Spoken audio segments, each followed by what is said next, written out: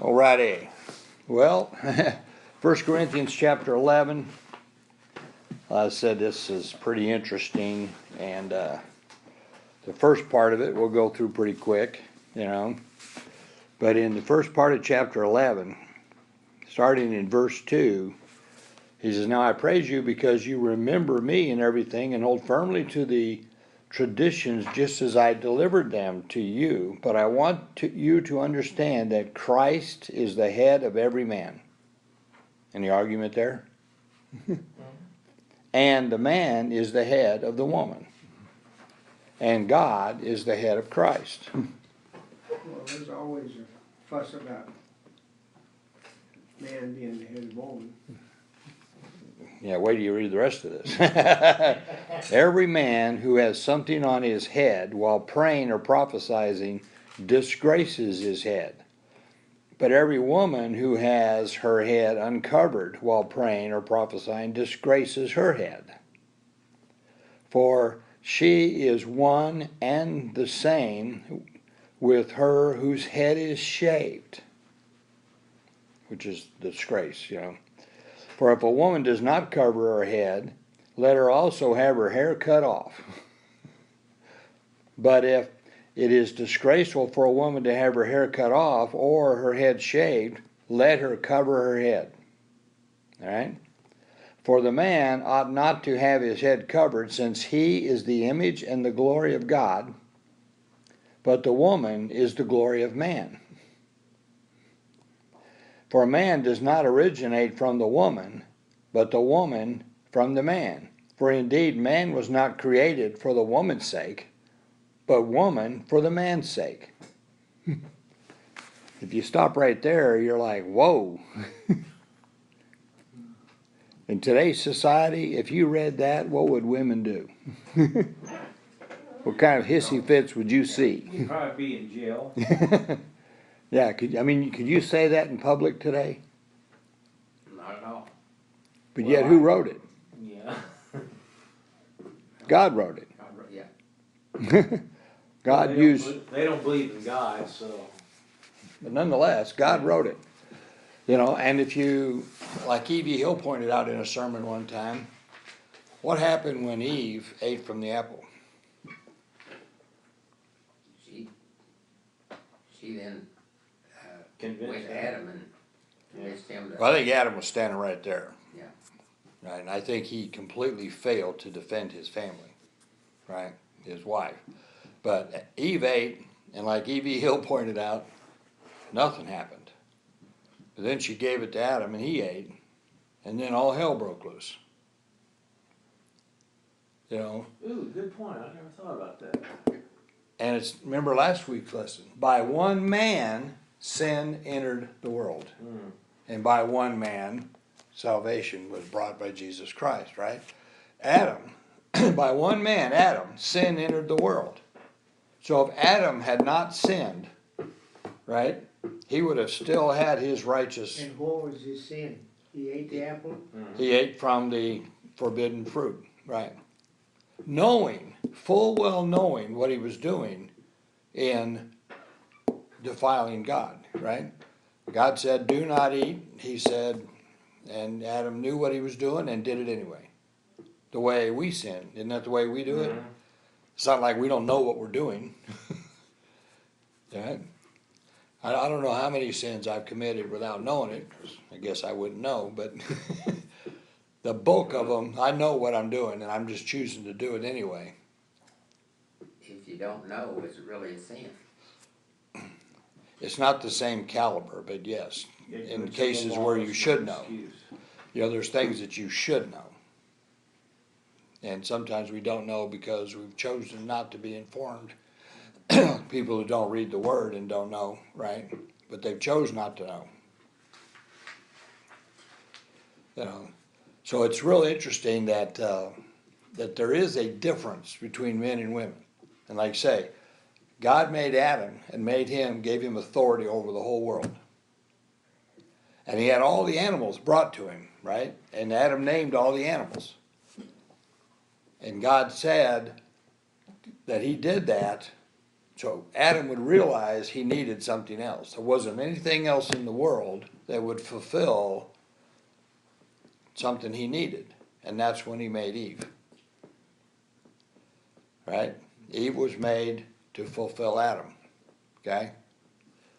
Now, does that mean that Jesus loves the women less than men? No. No, not at all. Does that mean women are inferior to men?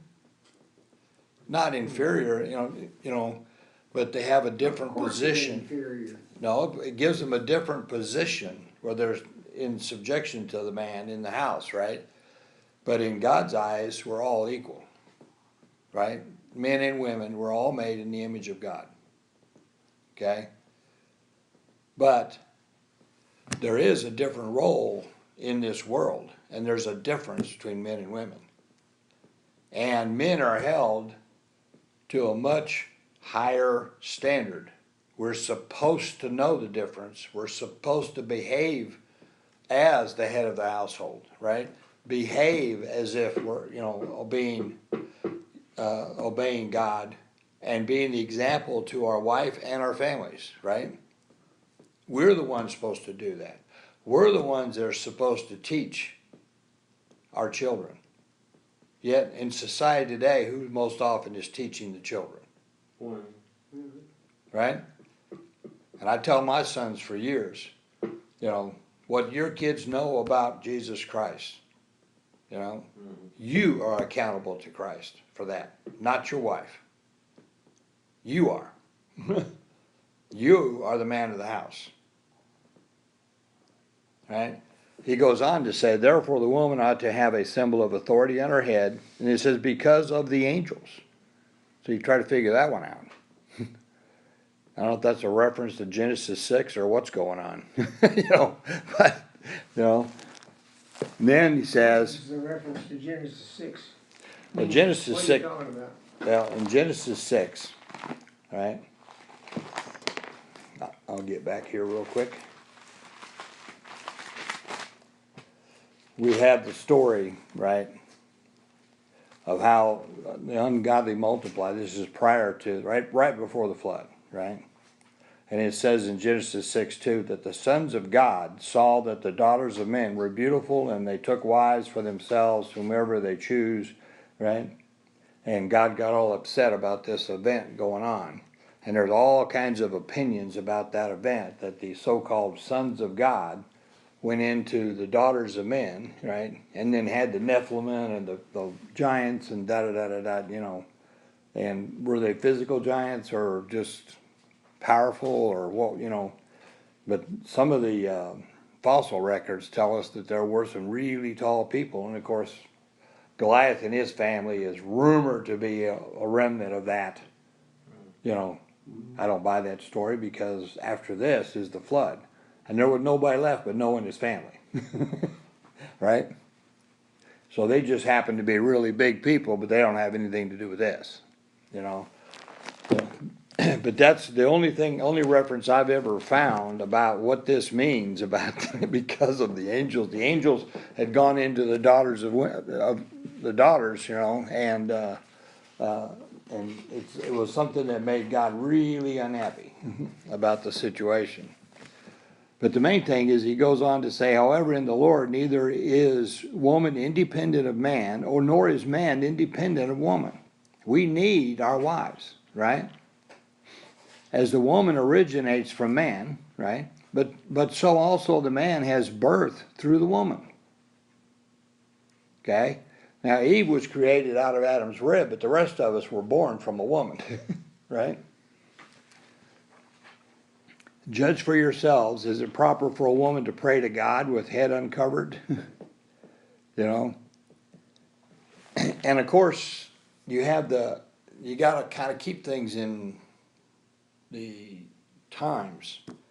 This is the first century. What were the customs of the first century? I think it really comes down to, he goes on about talking about long hair. A man should not have his hair long, and a woman should have her hair long, and this kind of thing, right? But the question is, when you're in church, are you there to kind of show off yourself? Are you there to stand out? Or are you there to be a part of the church of God and to worship? Right, you know, but people, how many times people go to church and they want to stand out for some reason? Well, they wanna look their best. That's why women wear hats in church. Well, there's a difference between looking your best for the purpose of respect for God, you know, first fruits kind of thing, right? Putting your best fruit forward because you're going to worship, right? Than to go and to look your best in front of the other members of the church and try to stand out. You know, Well, it depends on what's in your heart. exactly. And that's really the point, right? Is what is it that we're doing? You know, do we polish our shoes on Saturday night? When I was a kid, my mother always had us polish our shoes on Saturday night, getting ready to go to church, right?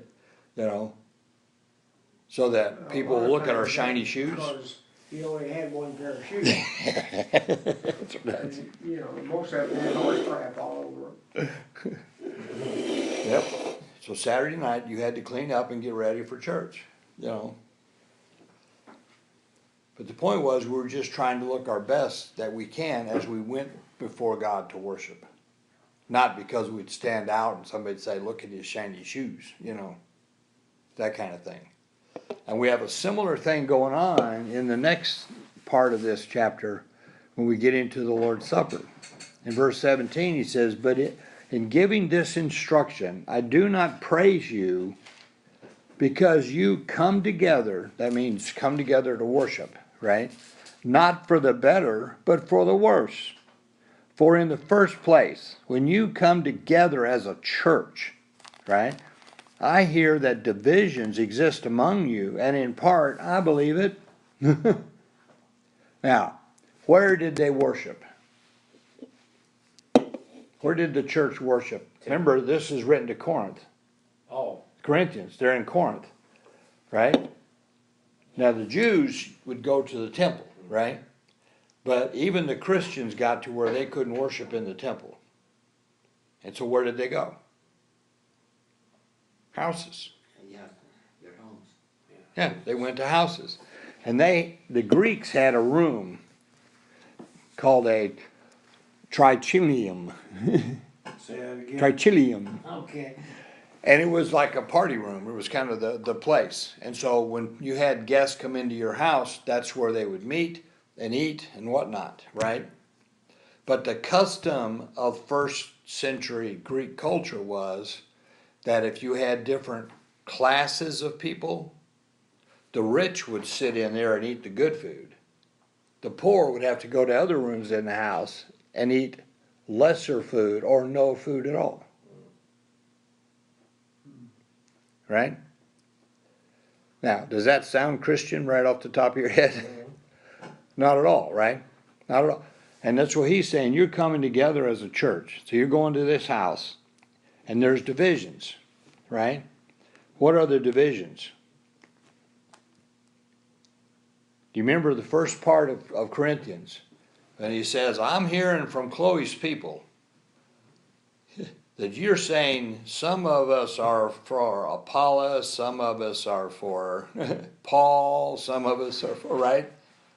You got these different people, different groups. You know, the church is split in how they're reacting, right? And he's saying, you got these divisions. For there must also be factions among you in order that those who are approved may have become evident among you. These factions, if people say, I am of Apollos, so Apollos is recognized. He's approved, right, by this group. But over here, there's still Paul's group.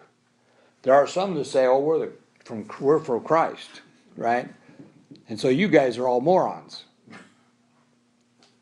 They're not being followers of Christ like Paul wanted them to be, right? Where they're openly loving and caring and giving and understanding, you know. They're saying, we're better than you because we're following Christ. You're following Apollos, you know. 2,000 years and nothing's changed. Isn't that amazing how people have not changed, Not a bit. right? So therefore, when you meet together, is it not to eat the Lord's Supper? what's really interesting about that phrase is this is the only use of that phrase in the New Testament, Really? the Lord's Supper. This is why we call it the Lord's Supper. Because God, using Paul as the pen, wrote, it's called the Lord's Supper. Right? I'm sorry. Verse 20, 20, yeah. chapter 11, verse 20.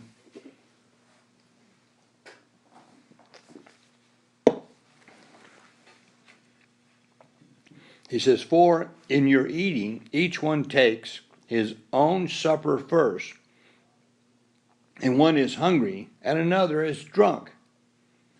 And once again, does that sound Christ-like?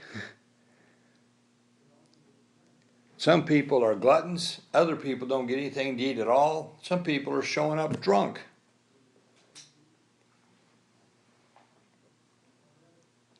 How is that worship?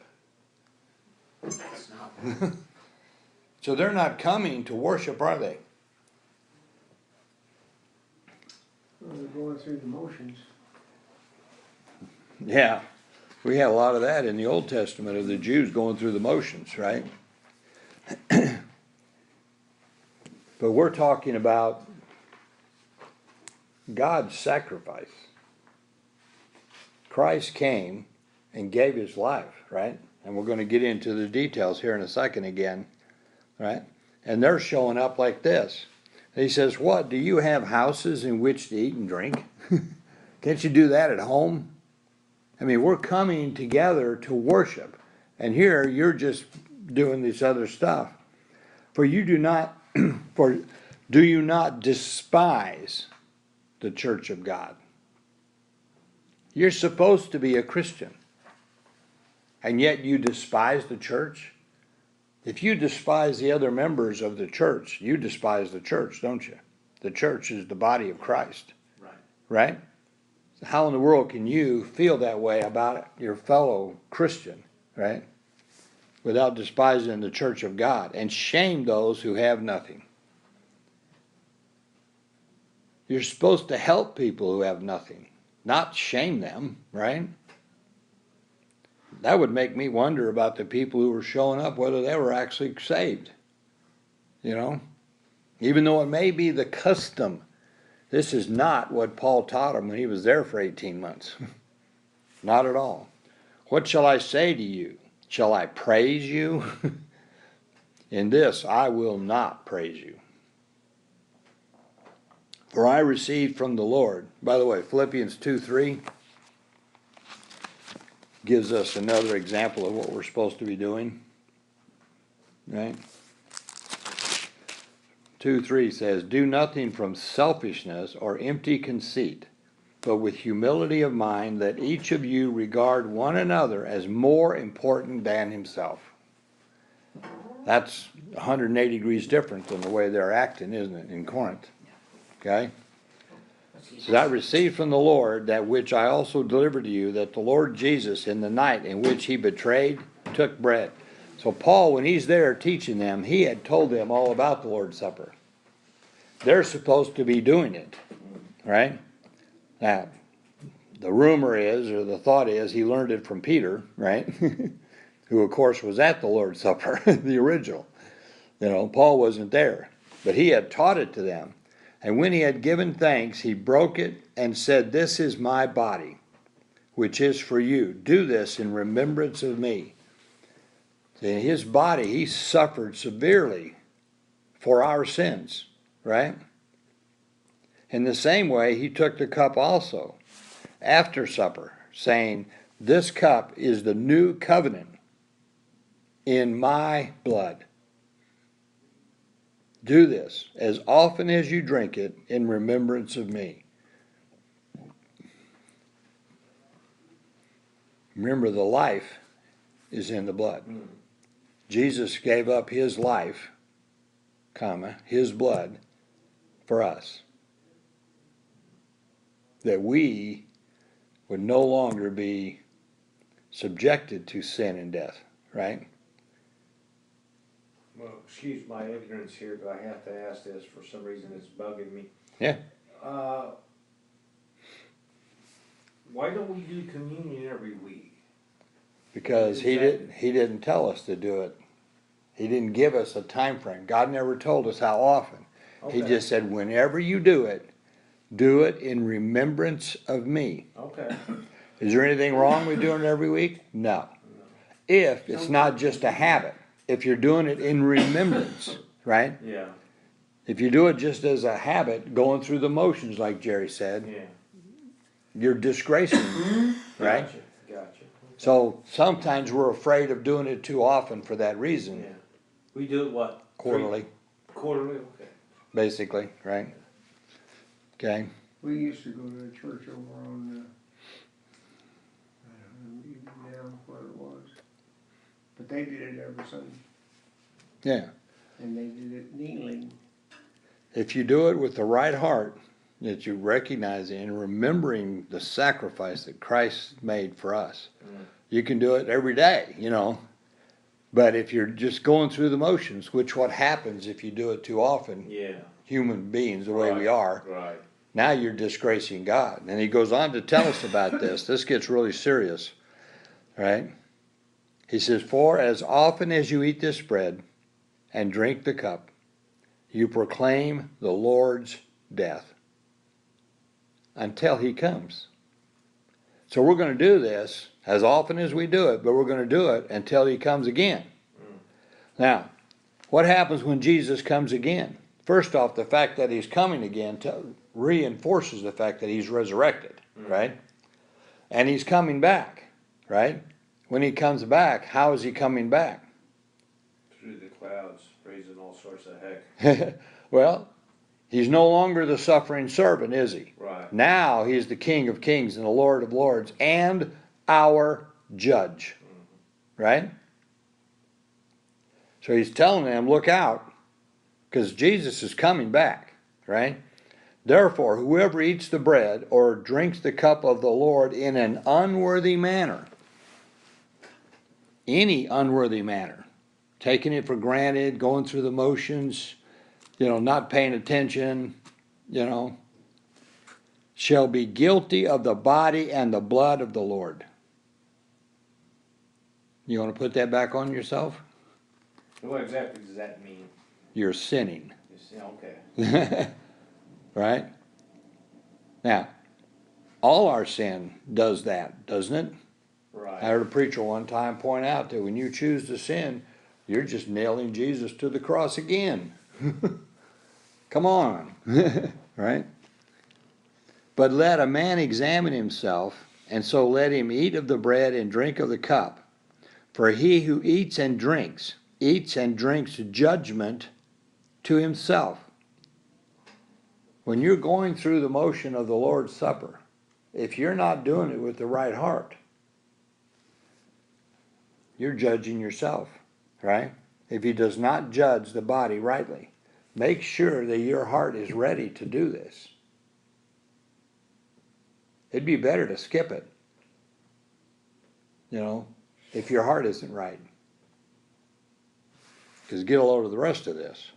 For this reason, many among you are sick and weak. Because you're not doing this right. God is judging you, and you're sick and weak, and a number sleep. What does that mean? Dead. Remember Ananias and Sapphira? Right? Same thing. People are going to church, right? To somebody's house to have worship, and they're not behaving properly, and they're dying. They're being judged. We probably would have more sincere Christians if more of that happened today. Yeah, I saw people falling over dead left and right, yeah. If you don't treat the Holy Spirit properly, right? If you come to Christ in disrespect and the Holy Spirit took you out, we'd all pay attention, wouldn't we? Right? And a number sleep. But if we judge ourselves rightly, we should not be judged. If we judge ourselves correctly, and we take the Lord's Supper, and we're remembering this unbelievable sacrifice that God made for us. No greater love has ever been shown anywhere, anytime, or ever will be, right? He says, then you won't be judged. But when we are judged, we are disciplined by the Lord. That's how you know who the dead and the sick, why they're dead and sick. The Lord is disciplining them. So they had accepted, they were Christians. They had accepted the sacrifice of God, Christ on the cross, believed he rose from the dead, and yet they were sucked back into the customs of the day in the way they behaved towards other people, even when they were at worship. And Paul says, you want to know why you're sick? You want to know why people are dying? Because you're not acting Christ-like when you're supposed to be. Good thing for this grace thing, because I've been doing this for a couple of years now, and it just seems like every time I learn something, I find out just how much further I have to go. And it's like, I don't know if I'm going to make it or not, but Yeah, praise the Lord for mercy and grace, right? We don't want justice. every time I turn around, it seems like I'm doing something wrong. Yeah. Disciplined by the Lord in order that we may not be condemned along with the world. So God takes us out so that we don't make things worse. Right?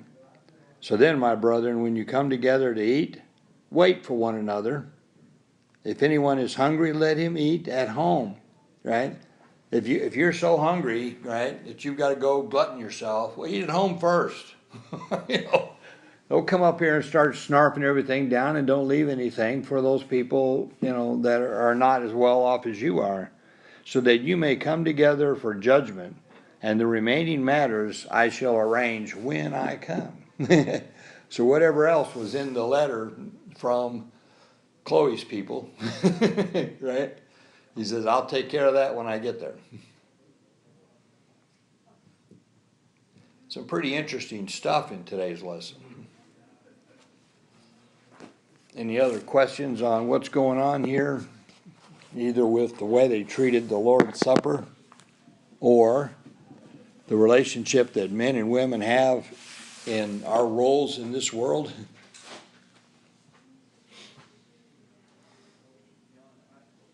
Just that there's an awful lot of angry feminists out there. Well, We don't know enough to ask intelligent questions sometimes, yeah. most of the time. I like to go back and read Matthew Henry and see what people thought about this stuff 400 years ago to see to get another perspective, you know, which is still way separated from the first century, right? But not today's politically correct attitude towards everything, right? Anyway, well, Heavenly Father, thank you so much for bringing us into your house. Thank you for your word, and you know, even when we don't understand, we appreciate everything